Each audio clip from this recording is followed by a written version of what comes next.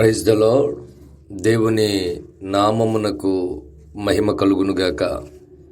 ప్రభువునందు ప్రియమైన మిత్రులరా, స్నేహితులారా, ఈ ఉదయకాలంలో మీ అందరికీ హృదయపూర్వక వందనాలు చెల్లిస్తూ మీరందరూ క్షేమంగా దీవెనకరంగా ఉండాలని మీ కొరకు ప్రార్థన చేస్తూ అనుదిన దైవధ్వనికి ఆహ్వానం పలుకుతూ ఉన్నాను. మంచిది. ఈ ఉదయం దేవుని వాక్యాన్ని చదువుకొని ధ్యానిస్తూ ప్రార్థన పూర్వకంగా ప్రారంభిద్దాం. దయచేసి బైబిల్ గ్రంథాలు తెరచి నిర్గమాకాండం 13వ అధ్యాయం 17వ వచనాన్ని మనము చదువుకుందాం. దేవుడు ఈ ప్రజలు యుద్ధము చూచినప్పుడు వారు పశ్చాత్తాపపడి ఐగుప్తునకు తిరుగుదురేమో అనుకుని ఫిలిష్తీయుల దేశము సమీపమైనను ఆ మార్గమున వారిని నడిపించలేదు. అయితే దేవుడు ప్రజలను చుట్టుదారియగు ఎర్ర సముద్రపు అరణ్య మార్గమున నడిపించెను. చిన్ని మాట ప్రార్థన చేద్దాం. పరిశుద్ధుడైన తండ్రి, అద్భుతమైన యేసు క్రీస్తు ప్రభువా, దయచేసి ఈ ఉదయం మీరు మాతో మాట్లాడమని, కృపను సమృద్ధిగా అనుగ్రహించమని యేసునామమున ఈ కొద్ది విన్నపాలు అడుగుచూ ఉన్నాను తండ్రి. ఆమెన్. మనము ఐగుప్తు చెర అనే అంశాన్ని గురించి ధ్యానిస్తూ ఉన్నాం. ఇందులో భాగంగా ఇశ్రాయేలీలకు నూతనమైన ఆరంభాలు కొన్ని జరిగాయి. నెంబర్ 1, క్యాలెండర్ ఆరంభమైంది. రెండవదిగా మనం చూస్తే ఆరాధనలు, కీర్తనలు ఆరంభమయ్యాయి. మూడవదిగా మనం చూస్తే పండుగ వారి జీవితంలో ప్రారంభమైంది. ఇక నాలుగవదిగా మనం చూస్తూ ఉంటే అరణ్య ప్రయాణం వారి జీవితంలో ప్రవేశించింది. ఇంత క్రితం ఈ అనుభవం వీరికి లేదు. ఇప్పుడు ఒక నూతనమైన అనుభవం ఏంటంటే అరణ్యంలో ప్రవేశించాలి, అందులో వారు ప్రయాణం చేయాలి. బైబిల్ ఏం చెప్తా ఉంది అనంటే, దేవుడట వాళ్ళకి ఫిలిష్తీయుల దేశం సమీపంగా ఉన్నా సరే, అది చాలా చక్కని మార్గమైనా సరే అందులోంచి కాకుండా చుట్టుదారి అయిన ఎర్ర సముద్రపు మార్గమున వారిని నడిపించట. ఎందువల్ల అని మనం ఆలోచిస్తే, ఇప్పటి వరకు ఇశ్రాయేలీలు బానిసలు. వారికి ఊడిగం చేయడం మాత్రమే తెలుసు, కానీ ఎదిరించటం, యుద్ధం చేయడం వారికి తెలియదు. వారు ఇప్పటి వరకు పాలించబడ్డారు, కానీ పాలన చేయడం వారికి తెలియదు. అందుకని వారికి యుద్ధం నేర్పాలి, వారిని రాజుల్లాగా తయారు చేయాలి. అందుకనే దేవుడు వారిని అరణ్య మార్గం గుండా నడిపిస్తూ ఉన్నాడు. యుద్ధం చేసేవారు రాజులవుతారు. దేవుని పిల్లలు కూడా ఏలువారుగా ఉండాలని దేవుని కోరిక. అందుకే దేవుడు వారికి యుద్ధము నేర్పించడానికి తగిన బడిగా అరణ్యమును ఏర్పాటు చేశాడు. అరణ్యం అనేది చాలా కష్టతరమైన ప్రయాణం. అందుకనే దేవుని బిడ్డలు పాపము నుంచి విడుదల పొందిన తర్వాత వారు కూడా అరణ్య మార్గం లాంటి శ్రమల గుండా ప్రయాణించాల్సిన పరిస్థితి వారికి కలుగుతూ ఉంది. ఆ వాగ్దాన భూమిని చేరుకునే మధ్యలో ఎన్నో అడ్డంకులు, యుద్ధాలు ఎదుర్కోవాలి, వాటిని జయించాలి, తదుపరి రాజులుగా ఏలాలి. మనకి ఒక అనుమానం రావచ్చు, దేవుడు ఐగుప్తు నుంచి విడిపించి మరలా వీరిని కష్టాల పాలు చేయడం ఏం బాగుంది, పెనంలోంచి పొయ్యిలో పడ్డట్టు ఉంది కదా. దేవుని సంకల్పాన్ని, ఆయనకు మన మీద ఉన్న ప్రేమను ఇక్కడే మనం అర్థం చేసుకోవాలి. అందుకొరకు మనం ఆలోచిస్తే, ఒక బాలకార్మికుడిని తన యజమాని దగ్గర నుంచి విడిపించి ఆ బాలుణ్ణి దాస్యం నుండి విముక్తి చేసి అతన్ని ఒక మంచి స్కూల్లో జాయిన్ చేసామనుకోండి, అప్పుడు ఆ బాలుడు మునుపటి కంటే ఎక్కువ బాధపడతాడు. ఎందుకనంటే బాలకార్మికునిగా పనిచేసినప్పుడు ఏ 10-12 డబ్బులు వస్తాయి, సినిమాకో షికారుకో వెళ్ళొచ్చు. అయితే ఇప్పుడు ఆ బాలుని జీవితం మరీ అధ్వానంగా మారిపోద్ది.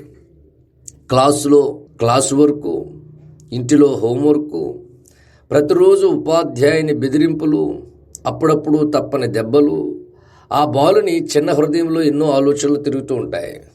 ఎందుకంటే విడుదలయ్యాను అనే విషయమే తప్ప అక్కడికంటే ఇక్కడ చాలా దారుణంగా ఉంది, అక్కడుంటేనే బాగుండేదేమో అని కొన్నిసార్లు ఆ బాలునికి అనిపించవచ్చు. బాలకార్మికునిగా ఉన్నప్పుడు దెబ్బలు తిన్నాడు, విద్యార్థిగా ఉన్నప్పుడు కూడా దెబ్బలు తిన్నాడు. అయితే ఇక్కడ జాగ్రత్తగా గమనించాల్సిన విషయం ఏంటంటే, కార్మికుడిగా అతడు తిన్న దెబ్బలు అతనిని నిత్యము కార్మికుడిలాగే ఉంచేస్తాయి. కానీ విద్యార్థిగా అతడు తిన్న దెబ్బలు అతనిని ఒక ప్రయోజకునిగా, యజమానునిగా మారుస్తాయి.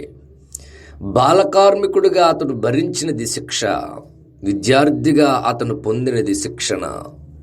మిత్రులారా, ఆ బాలుని జీవితంలో మనము విడిపించి స్కూల్లో జాయిన్ చేయడం మంచిదే కదా. మరి మనం చేసినదే మంచిదైతే దేవుడు పాపము నుంచి విడిపించి మనల్ని అరణ్య మార్గం గుండా నడిపించటం మరింత మంచిది. క్రీస్తు ప్రభువుని వెంబడించే ప్రతి వ్యక్తి అరణ్య మార్గంలోనే ప్రయాణించాలి. అందుకే అపోస్తులుడైన పౌలు తిమోతికి వ్రాస్తూ, క్రీస్తునందు సద్భక్తితో బ్రతకనుద్దేశించు వారు హింస పొందుదురు అని 2వ తిమోతి పత్రిక 3:12 చెప్పాడు. ప్రభువారు కూడా చెప్పారు, నన్ను వెంబడింపగోరువాడు తన్ను తాను ఉపేక్షించుకొని తన సిలువనెత్తుకొని నన్ను వెంబడింపవలను అని మార్కు సువార్త 8వ అధ్యాయం 34వ వచనంలో చెప్పారు. భక్తుడైన యాకోబు తన పత్రికలో 1వ అధ్యాయం 2-3 వచనంలో, మీరు నానా విధములైన శోధనలో పడినప్పుడు అది మహదానందమని ఎంచుకొనుడి అని చెప్పాడు. అదే రీతిలో అపోస్తులైన పేతురు కూడా శ్రమలను గూర్చి, ఇబ్బందులను గూర్చి ఇలా చెప్పాడు, మిమ్మును శోధించుటకు మీకు కలుగుచున్న అగ్ని వంటి మహాశ్రమలను గూర్చి మీకేదో వింత సంభవించినట్లు ఆశ్చర్యపోకుడి. క్రీస్తు మహిమ బయలుపరచబడినప్పుడు మీరు మహదానందంతో సంతోషించు నిమిత్తం క్రీస్తు శ్రమలలో మీరు పాలివారైనంతగా సంతోషించండి అనే అపోస్తులుడైన పేతురు తన మొదటి పత్రిక 4:12-13 వ్రాస్తూ ఉన్నాడు. కనుక మిత్రులారా, దేవుడు ముందుగానే చెప్పాడు, ఇది అరణ్య ప్రదేశమని, ఇరుకు మార్గమని. కనుక మళ్ళీ ఈ ఇబ్బందులేంటి అని ఆశ్చర్యపోకండి. ఈ ఇబ్బంది ద్వారా, ఈ కష్టము ద్వారా నీవు నేను యుద్ధాన్ని నేర్చుకోవాలి. యుద్ధం అంటేనే మనం అర్థం చేసుకోవాలి, నువ్వు నేను రాజులం కాబోతున్నామని. విద్యార్థులకు సంవత్సరం అంతా పరీక్షలు ఉంటాయి. మనకి స్కూల్లో జాయిన్ అయినప్పటి నుండి మనకు తెలుసు మనకు పరీక్షలు ఉంటాయని. అలా నీ పరీక్షలకు జడిచి స్కూల్ మానేస్తామా? పరీక్ష ఉంటేనే కదా మనకి ప్రమోషన్ ఉండేది. మనం అరణ్య ప్రయాణాన్ని అలసటతో కాకుండా ఆనందంతో త్వరగా అడవి దాటిపోవాలి, ఆశీర్వాదం సొంతం చేసుకోవాలి.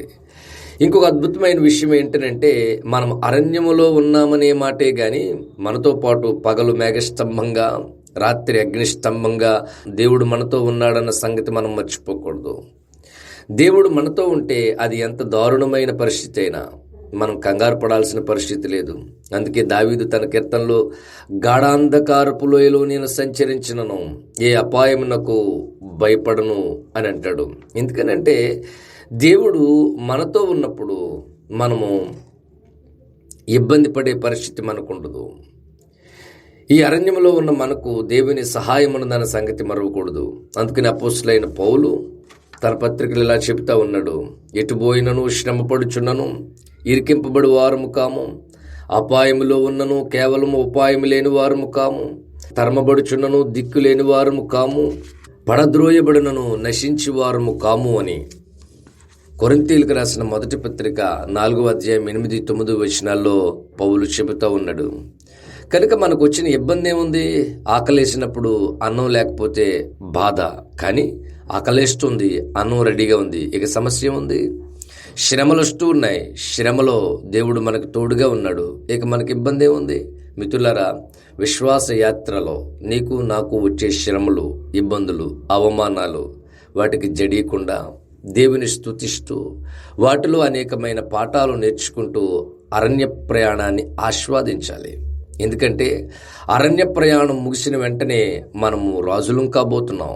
ఆ విషయాన్ని గ్రహించి ఓర్పుతో, విశ్వాసంతో, ప్రభువు తోడుతో అరణ్య ప్రయాణాన్ని త్వరగా దాటిపోవాలి. ఇశ్రాయేల్ జీవితంలో పండుగలు మాత్రమే కాదు, అరణ్య ప్రయాణం కూడా ఆరంభమైంది. నువ్వు నేను విశ్వాసులమైతే రక్షించబడిన తర్వాత శ్రమల మార్గం గుండా మనం ప్రయాణం చేయాల్సి ఉంటుంది. ఆ శ్రమల్లో కృంగిపోకూడదు, బెంగ పెట్టుకోకూడదు, కానీ ఆనందంగా వాటిని ప్రభు యొక్క సహాయంతో జయిస్తూ ముందుకు వెళ్ళి రాజుల్లాగా మారాలి. ప్రభు అలాంటి కృప, అలాంటి ధైర్యం, అలాంటి విశ్వాసం నాకు దయచేయండి. నేను ప్రార్థన చేద్దాం. దయచేసి తలలు వంచండి, కళ్ళు మూసుకోండి. పరిశుద్ధుడు అయిన తండ్రి, ఈ ఉదయం మీరు మాట్లాడిన మాటల కొరకు వందనాలు.